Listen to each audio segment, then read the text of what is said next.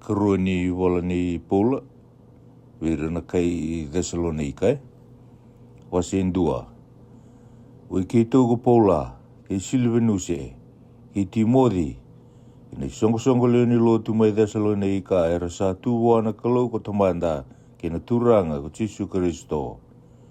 Mena mundo na loloma, ke na wakadengu, mai buana kalau ko tamanda, ke na turanga ko Jesu Kristo.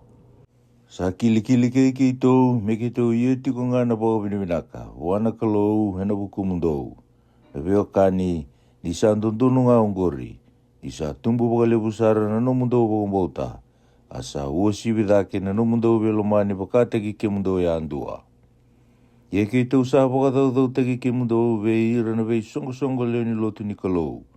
Ena buku ni no mundo lomandei, ke na bakumbota, ena no mundo bakadada ni kedenga. Kena wararao taki ndau sa wasota.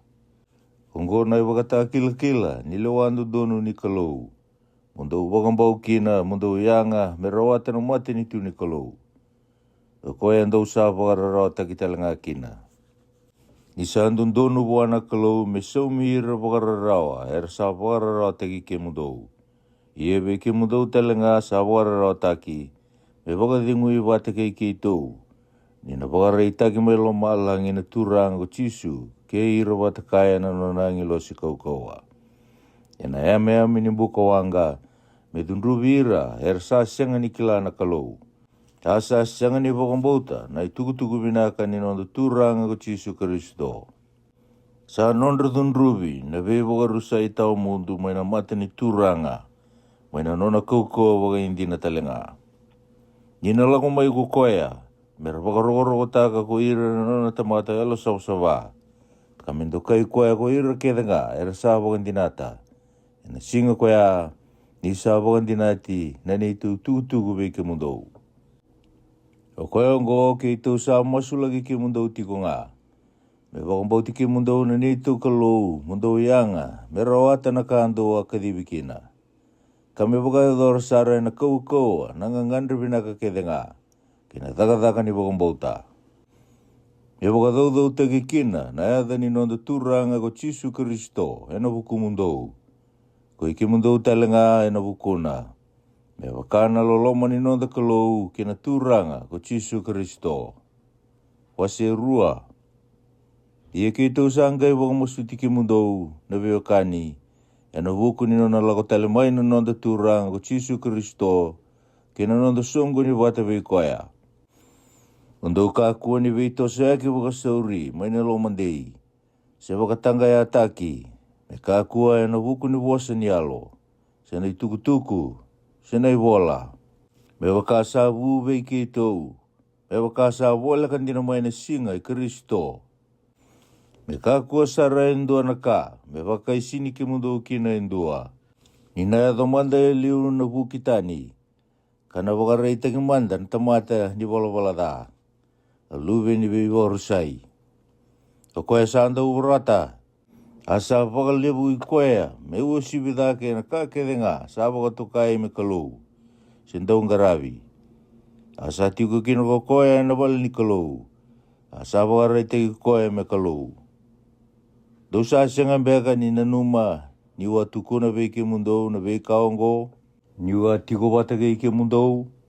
Ia dosa ngai kila na kasa tarowa.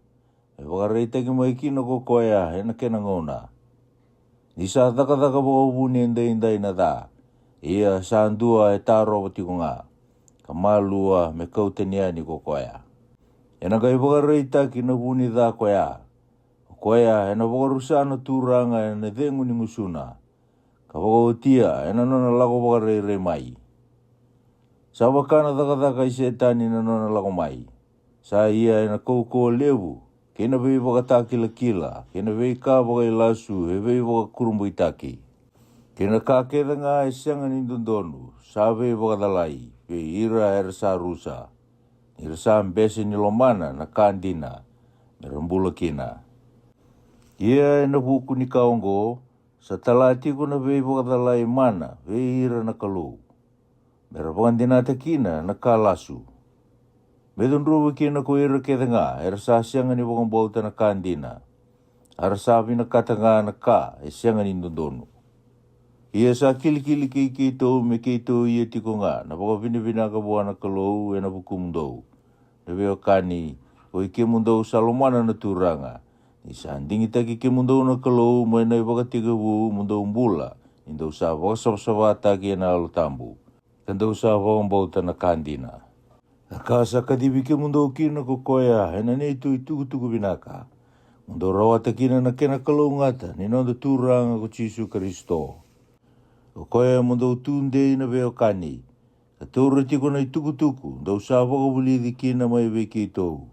E na vosa, se na i wola. Ie na nonda tūranga ko Jisu Kristo, kina kalou ko tamanda. O koe kalomani kenda, ka sulia vei kenda, e na loloma na wakadengu, sa sianga ni mundu, kina inui vinaka. Me wakadengu e mandana elo mundou. Ka wakataundei taki ke mundou e na vosa, ke na thakataka vinaka ke te ngā. Wase tolu. Me utinia, o i ke mundou na veo kani, dau masu laki ke i tau. Me didi ani na vosa ni tūranga, ka mendo kai tiko, me wakawe i ke mundou. Me ke i tau wakambula i talanga mai veira na tamata, e rea alo wakatani kada. Ni sa sianga veira ke te ngā na wakambauta. Ia salomandina na tūranga, o koea e na wakatunde i taki ki mundou, ka maruru i ki mundou mana dha. Ia ki tau sa wakandina tana tūranga e na wuku mundou, indau sa ngai dhakaba, kandau na dhakaba e muri, na veika ki tau sa wakarota vei ki mundou. Ia me tumbera madana e lo mundou na tūranga kina loloma ni kalou, kina ndau wasota me wakata ki Kristo. Ia ki tau sa wakarota vei ki mundou, na veo kani, e na edha ni nonda tūranga ko Jisu Kristo, mundou ka kuni tiko watakaya, endua veira na veo kani, sa andau ia na i wala wakatani. Ka sianga ni wakana i wakabubuli, e rasarong oda vei ki tau. Indau sa kila, sa kilikili ki mundou, mundou wakanda muri ki tau. Ni ki tau a sianga ni wala wakatani na ki mundou maliwa. Ka ki tau sa sianga ni kana wale ngā wā, indua na tamata. E ki tau a onga, ka oda, e na mbongi, kena singa. Me ki tau ka kua kina, ni wakambimbi taka indua ve ki mundou. E sengai ni sa sianga ni ndondonu ve ki tau. Ie me ki tau sa no mundou i wakarau ngā, mundou wakanda muri ki tau. Iyo, ni ki tau atiko ki mundou. Sa nei tau i wakarongo ve ki mundou. Me ka kua ni kana ko koe sa sianga ni dhakadhaka. Ki tau sa rongoda, sa soa ve ki mundou. Era sa ia tiko na i wala wakatani. Era sa sianga sara ni dhakadhaka. Era sa makutu wakatani. Ia ko era sa wakongo, ki tau sa wakarota, ka wakamasuta, e na huku ni nonda tūranga o Jisu Kristo. Mera tiko maalua, kandau dhakadhaka. Ka kania ngā na kenra. Ia ko iki mundou, na veo kani, dau ka kuni dengu oda e na dhakadhaka vinaka. Ia ke wakaindua sa sianga ni talera rawa ki na neitou wosa, na i volongo, dau wakata kila taka na tamata koea. Ka kakua ni tiko watakaya, me mandua kino ko koea. Ia mundou kakua ngā ni na numi koea, me medha.